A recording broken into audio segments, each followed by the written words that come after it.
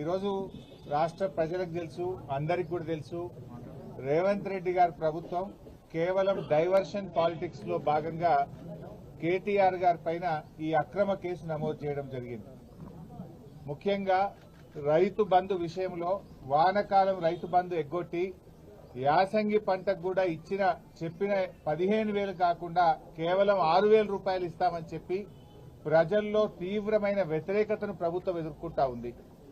ఏడాది పాలన తర్వాత అన్ని సర్వే రిపోర్ట్లలో కూడా ఈ ముఖ్యమంత్రి ఫెయిల్యూర్ సీఎం అని, ఈ ప్రభుత్వం ఫెయిల్ అయిందని చెప్పి ఈ రాష్ట్రంలో వచ్చిన అన్ని సర్వే రిపోర్ట్లు కూడా తెలియజేస్తా ఉన్నాయి. సో ఈ క్రమంలో మా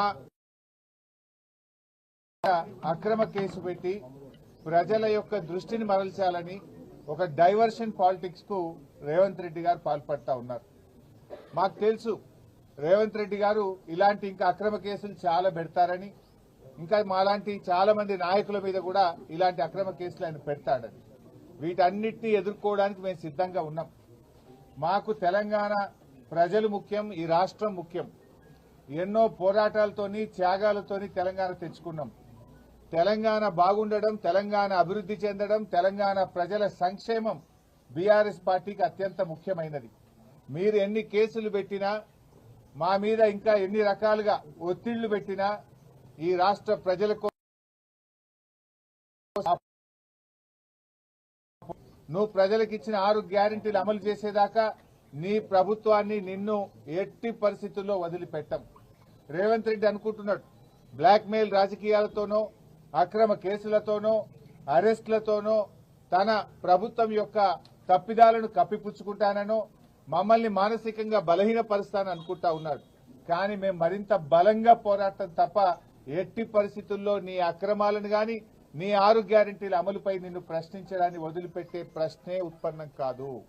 ఈరోజు కేటీఆర్ గారి మీద హైకోర్టులో కూడా వచ్చిన తీర్పు కేవలం విచారణ కొనసాగించడానికే చెప్పింది హైకోర్టు. ఇది అక్రమ కేసు, దీని విచారణ నిలుపుదల చేయాలని చెప్పి బీఆర్ఎస్ పార్టీ తరఫున మేము కోర్టుకు వెళ్లాం. కోర్టేమి కేసును నిర్ధారించలేదు, ఇది తప్పు జరిగిందని చెప్పింది కానీ శిక్ష వేసింది కాదు. కేవలం విచారణ కొనసాగించడానికి మాత్రమే ఈరోజు కోర్టు అనుమతి ఇచ్చింది. విచారణకు సహకరిస్తాం. ఈ ముందు నుంచి కూడా కేటీఆర్ గారు 100% విచారణకు సహకరిస్తామని చెప్పాం. ఎందుకంటే మేము తప్పు చేయలేదు, అసలు అవినీతే జరగలేదు, రాష్ట్ర ప్రభుత్వం నుంచి 1 రూపాయి కూడా గ్రీన్ కో కంపెనీకి చెల్లించలేదు. అక్కడ ఇది ఎప్పుడు జరిగింది? రేవంత్ రెడ్డి గారు ప్రమాణ స్వీకారం చేసిన 3వ రోజే ఆ కంపెనీ ప్రతినిధి ఏడాది పాటు నువ్వు ఎందుకు కేసు పెట్టలే, ఏడాది తర్వాత ఎందుకు పెడుతున్నావు? కేటీఆర్ గారు అడుగడుగునా నేను ప్రశ్నిస్తా ఉన్నాడు, నీ తప్పిదాలను బయట పెడతా ఉన్నాడు, నీ ప్రభుత్వం యొక్క వైఫల్యాలను ఎత్తి చూపుతా ఉన్నాడు. కనుక ఏడాది తర్వాత దాన్ని బయట పెట్టినావు. నిన్ను ఆ కంపెనీ ప్రతినిధి కలిసిన విషయాన్ని నువ్వు ఎందుకు బయట పెట్టలే, మీడియాకి ఎందుకు చెప్పలే? అది మేం బయట పెట్టినాం. దీన్ని అంతా బట్టి చూస్తా ఉంటే దృష్టి మరల్చడానికి ప్రభుత్వం చేస్తా ఉంది. నిన్నగాక మొన్న ప్రభుత్వం చేతులెత్తింది కదా. ఇవాళ రైతుల విషయంలో మేము రైతు భరోసా సాగు భూములకే ఇస్తాం, 6,000 ఇస్తాం అని ప్రజలను మోసం చేసింది. మీరు ఆ ప్రజల్లో ఆ చర్చ జరిగి ప్రభుత్వం మీద వ్యతిరేకత రాకుండా ఉండడానికి ఇలాంటి డైవర్షన్ పాలిటిక్స్. బట్ అయినా కూడా మాకు న్యాయస్థానాల మీద గౌరవం ఉంది, చట్టం మీద గౌరవం ఉంది. తప్పకుండా మేము అన్ని రకాలుగా దీనికి సహకరిస్తాం. సరే, ఫర్దర్ గా సుప్రీంకోర్టు అనే దాని మీద మా న్యాయవాదులు ఇచ్చేటువంటి సలహా మేరకు మేము ముందుకు వెళ్తాం. బట్ మొన్న కూడా మీరు చూశారు, కేటీఆర్ గారు ఏసీబీ ఆఫీస్కి వెళ్లారు. ఎక్కడ కూడా ఎక్స్టెన్షన్ అడగలే, మేము టైం కూడా అడగలేదు. వాళ్ళు నోటీస్ ఇస్తే మేము వెళ్ళాం. ఎందుకంటే తప్పు చేయలేదు కనుకనే ధైర్యంగా విచారణకు